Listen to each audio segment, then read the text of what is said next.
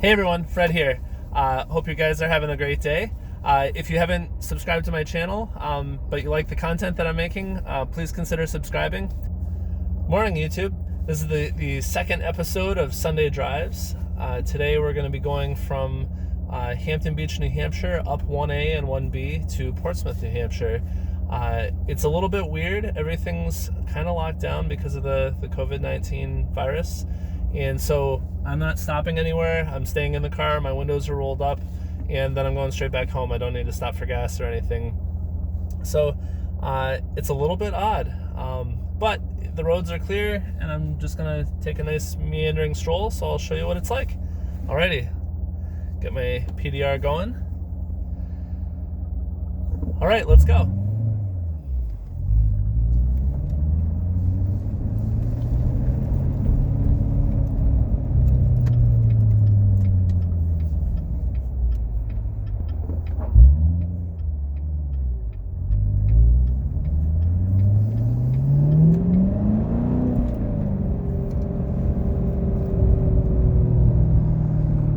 Alright, so this drive, whoa, Audi R8. So this drive, I normally do it backwards from the way I'm going. I wanted to be a little more coastal for the majority of the drive, so I decided to go from the south to the north. It's a great drive. It's not fast, but it is incredibly scenic. It goes right up the coast of Massachusetts into New Hampshire. Beautiful area. So the Hampton area can be a little bit crowded, but other than that, this drive is just awesome. It's beautiful, it's quiet, and it's just, you go by a bunch of $1 million houses, so it's really nice to see in the summer.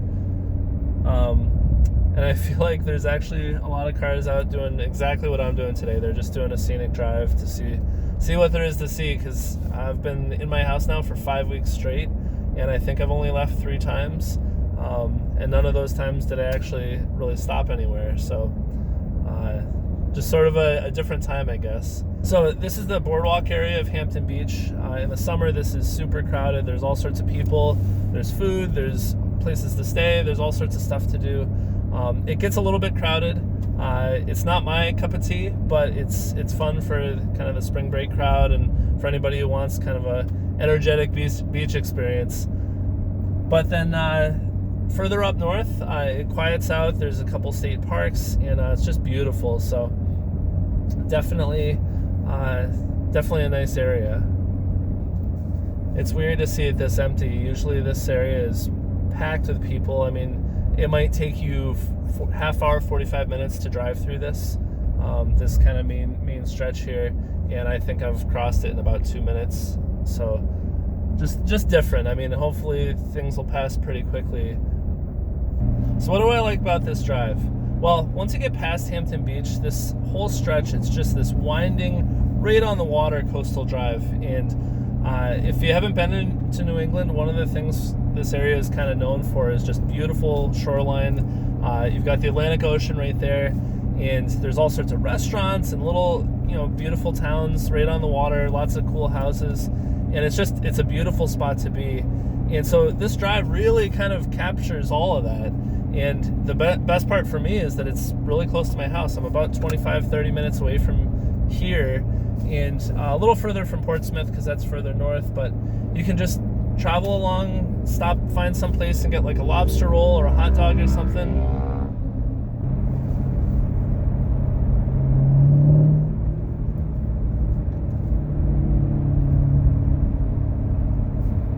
This part's usually lined with cars. I mean, if you're here after 8 a.m. in the morning, this whole stretch of beaches is completely packed with cars, and you'd have trouble finding a spot to park.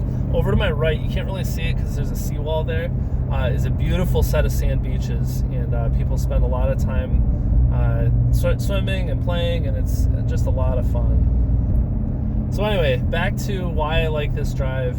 It's relaxing, it's winding, it's got a great set of views. You can stop anywhere along here, check out the beach. You can find a lot of spots to be by yourself. I know it doesn't really look like it because this is kind of the crowded spot, but for the next, 5 or 10 miles, the whole stretch, there's a lot of pull-offs. There's a lot of kind of public land where you can stop, walk down to the water, put your feet in if you want, and you don't have to be right on top of people. And just just an awesome spot. I always like coming along here. The ocean air is one of those things I can't ever get enough of. Try to squeak by this bike here.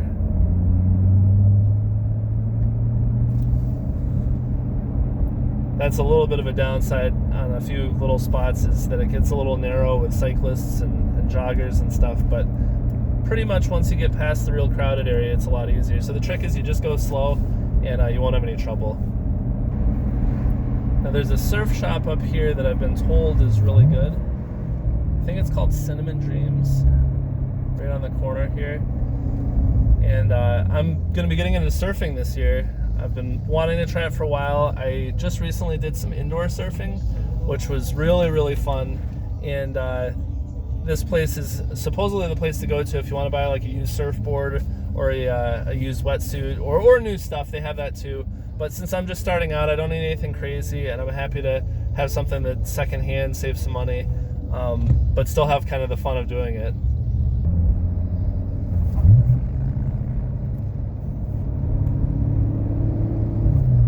Cinnamon Rainbows is the name of that surf shop. Right along here on the coast, a lot of the water is direct from ocean to shore. There's no islands in the way. There's very few things in the way of like reefs or ledges, and so you actually can get direct swells onto the beach, so you get some pretty good surf. You'll see a lot of people surfing. Now, one big difference between a warm place like Florida or Virginia and up here is everyone's wearing a wetsuit 100% of the time. Middle of summer, it'll be 95 degrees, 100 degrees, the air will be really hot, and swimming in the water is frigid. I don't know what the temperatures are. It's probably like in the 50s, but literally your fingers will turn white and blue. You'll have trouble moving your joints, especially on your toes and hands, toes and fingers. And you want to wear a wetsuit, and from what I've been told, you want to wear the little boots, you want to wear the gloves, and that way it'll keep you nice and warm. So I'm going to get all that stuff at Cinnamon Rainbows and give it a try, see how it is.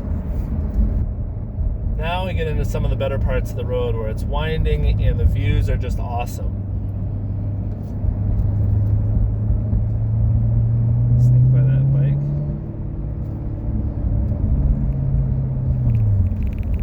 Another Corvette. That's one thing I love, the Corvette wave. It's kind of silly, but it's awesome. I always get a kick out of every time I see a Corvette and they wave. And people are pretty good about it. Interesting. The motorcycle ahead of me waved to that Polaris Slingshot. That's pretty cool. I think if you don't have four wheels, or you have less than four wheels, you get a wave if you're on a bike. I know when I'm riding, I tend to wave at bikes, scooters, the Can-Am Spider, I wave at those. I haven't waved at Slingshots, but I think it's because the front always reminds me of a car because it has two wheels. And you're sitting in some chairs versus like on the Spider, you're kind of riding it like a snowmobile. That's cool. I haven't seen that before. Some really nice estates along here. I don't know if the camera is picking it up, but a lot of these houses are, generational homes. They're tens of millions of dollars. They're very, very nice. They're not quite like Newport, Rhode Island with the breakers and some of the really big mansions, but I mean the real estate here is just priceless, really. And it's neat that the road is actually between the houses and the water so that the public can actually enjoy it.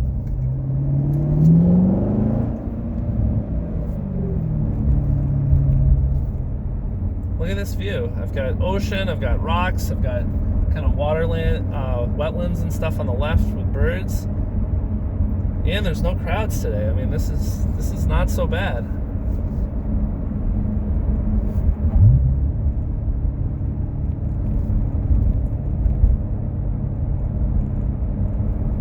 I love all these really tight turns as the road kind of hugs the shoreline. And you can't go fast, but it's still fun to drive through.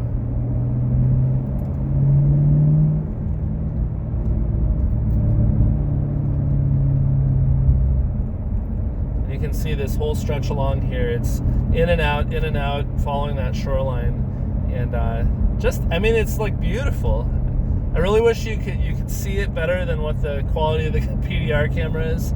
It's only a 720p, and it tends to be a little dark, and then it's got all the overlays and stuff on it. So hopefully it's coming across. But man, this is just such a nice area.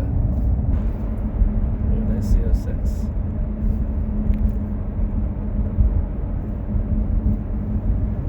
That looks good in yellow. Wow. So, actually, that brings up an interesting point. So, when I was going to buy this car, I was looking through all the different colors, and I was all over the place. I was like, okay, I really like the Watkins Glen Gray Metallic. I really like the red. I love the yellow. And the Admiral Blue was something special. And so I was back and forth, and I was convinced I was going to go with the Watkins Glen Gray Metallic. It's a beautiful color. Photos of it in studio shots, just it pops. It looks so kind of raw and metallic and just beautiful. Well, I went and saw it in person, and I mean, I went to the dealership probably like 20 times when I was deciding all this stuff, and it just didn't have enough spark to it. And so then I was like, well, I really like yellow. And so I was looking at photos online, and okay, now I'm gonna like keep going back until they get a yellow one. Well, they had a yellow one. I went and checked it out. I loved it. Well, they had it parked next to a bright red one, and the red one, hands down, to me, looked a little bit better. It was just the right shade of red. So I was very committed. Okay, I'm gonna get red. So the day or two before I ended up buying the car, I was there just sorting out some logistics with the sales team, asking some more questions, as you do with something like this. And I was very, very sure that I was going to get red, and they had an Admiral Blue Metallic car parked right against the windows, and it had the sunshine shining on it, and it completely changes the look of this car. One of the things I appreciate about the paint for the Admiral Blue Metallic, which is what I ended up getting, is that in a dark spot, like at nighttime, the car almost looks black. When you're in low light, like an overcast day, the car looks navy blue, and you really can't tell that there's any metallic in the paint or metallic finish in the paint. When you see it in bright sunlight, this thing is electric blue. It is unbelievable in person. Oh, my wife just texted me. So the Admiral Blue, it's unbelievable in person. It's definitely almost electric blue. It's super bright, and that contrasting with the black wheels and the red calipers, that sold me. And it was crazy because literally 2 days away from ordering, or rather buying the car, I completely changed what I thought I was going to get. I thought I was going to get a red one with all the black accents, and it turned out that the blue won me over. Now, something I should add is that blue is definitely my favorite color, and my pickup truck is blue. A lot of my clothes and jackets are blue. My favorite color for like metallic sunglasses is a blue mirror finish. I really, really like blue, and so it wasn't a real surprise. All right, back underway. So once you get off of 1A, you're going to take a road called 1B, which I'm about to turn onto here. And this goes up through a bit of an island community. It's a bunch of islands connected by causeways, and they're not anything big, either the causeways or the islands, but just a beautiful scenic spot. There's a couple little seafood restaurants along here, and just the best place to be in the summer. We're on this narrow little strip of land going out into the water. If you look at the GPS map that I include in the video description, you'll see this stretch of road, the 1B section, is just awesome. There's even a little golf course out here, though it's super exclusive. I think it's private. It's very expensive. It's definitely where the upper crusts tend to go. It would be fun to play it though sometime if I had the way to do it. But look at this. You can see a little bit of the fairways ahead of me. Wow. And this is all like less than an hour from my house. This is awesome. Someday I'd love to have a place on some water, whether it's a river, a lake, a pond. The ocean would be nice, but I think that that's probably always going to be out of my price range. But what a beautiful spot this is, huh?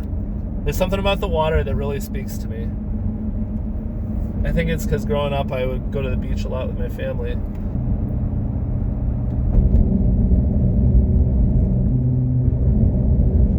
metal grates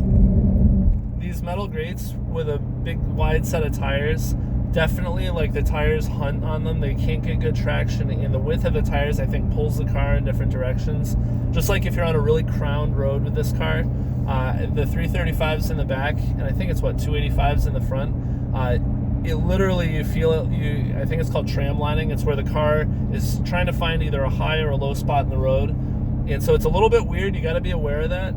It'll pull the car from left to right, back and forth, but it's not a big problem, just something to be aware of.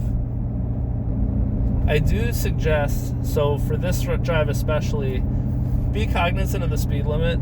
I know on this little stretch of 1B, they're very specific on the speed limit, and they're very high on enforcement, and it's just not a place you can go fast, or would want to, really. The road's really tight. There's lots of people, there's pets, there's kids, so just like it's a good cruise, it's a good Sunday drive. So maybe keep that in mind if you go and do these routes. That these aren't high speed blasts through the mountains. These are scenic, fun, relaxing. Go get some food, take your significant other out for a nice afternoon, that type of thing. But this is sort of on the outskirts of Portsmouth. It's a coastal town. There's all sorts of docks and boatyards and boat launches and places to get on the water. And just across it, there's the Piscataqua River, and then on the other side there's a Navy boatyard. And so sometimes you see some big ships in there. I don't think it's like the battleships and like warships, but I think it's a lot of like support. I know there's a lot of Coast Guard vehicles.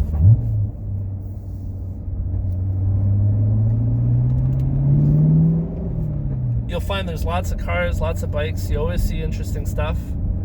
And everybody's super friendly. I wave at a lot of the people. I think because I grew up in Maine, I wave at everybody. If anyone makes eye contact, they get a wave.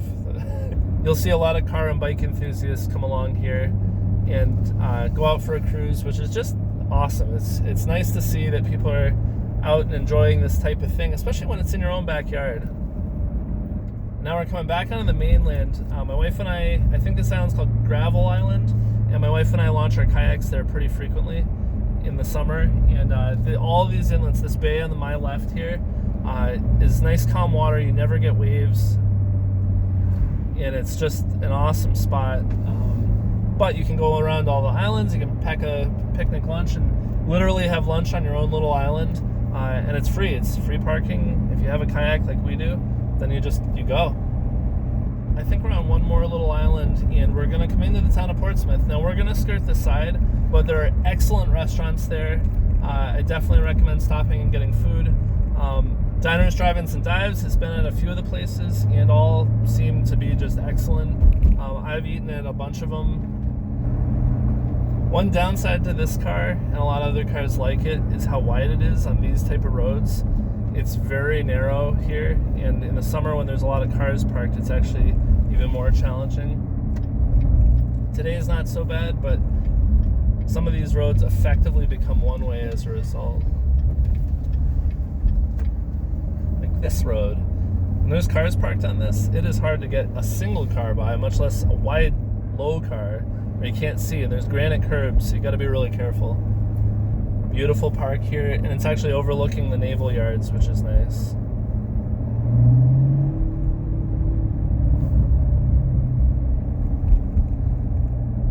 Can't really enjoy it today, but when the weather is good and the virus isn't around, it's nice.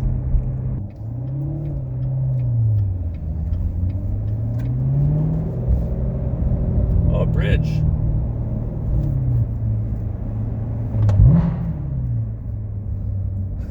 Little blip for the bridge. And this is Portsmouth. A lot of it is like this, with lots of old buildings, old brick stuff, and just beautiful. It's got that quaint New England feel, but it's big enough that there's a lot of different stuff here for any kind of food or whatever else you're looking for. Alright, now we'll see if I can park or stop at the place that I want to conclude the video, because there's something kind of cool over here that you can come and do. It may not be open. We'll see if I can probably pull up to the gate, and that's about it.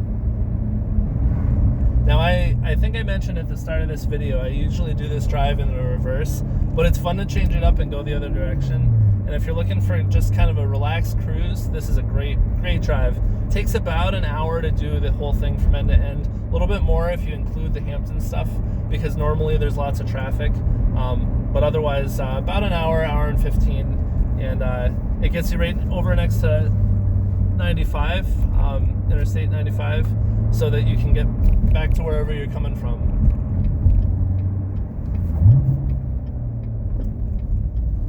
Now I think you'll be able to see here in a second where I'm ending the video. Something that's pretty awesome.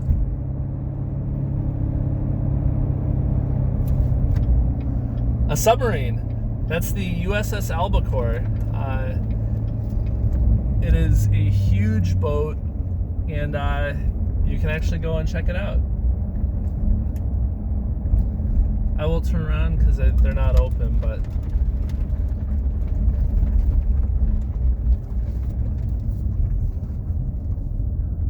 very cool. So I'm not really gonna stay here for more than a second because I don't want to annoy the policeman that's parked in the parking lot, but that is the USS Albacore. Normally when they're not closed, you can take a tour, and I think it's like $3 to do a self-guided tour through it, which is well worth it.